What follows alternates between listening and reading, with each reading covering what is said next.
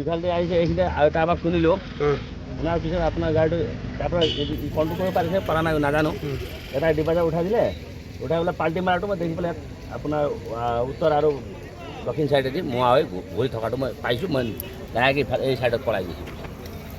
পলাই যোৱা পলাই পেলাই ইফালে চাইডত গৈছোঁ গৈ পেলাই চাইছোঁ গাড়ীটো থিয় হৈ গ'ল কেইজন মানুহ আছিলে মানুহ 6-7জনমান আছিলে নেকি তাৰপিছত কিমান কি হৈছে মানুহকেইটা পটাপট ওলাই কোনফালে গ'ল ধৰিব পৰা নাই তাৰপিছত এজন আঘাতপ্ৰাপ্ত হৈছে এজন আগত প্ৰাপ্ত চাইছে আৰু ড্ৰাইভাৰ চিটত তেল লাগি আছে মেডিকেল লৈ গৈছে মেডিকেল লৈ গৈছে ক'ত লৈ গৈছে মই গমেই নাপালোঁ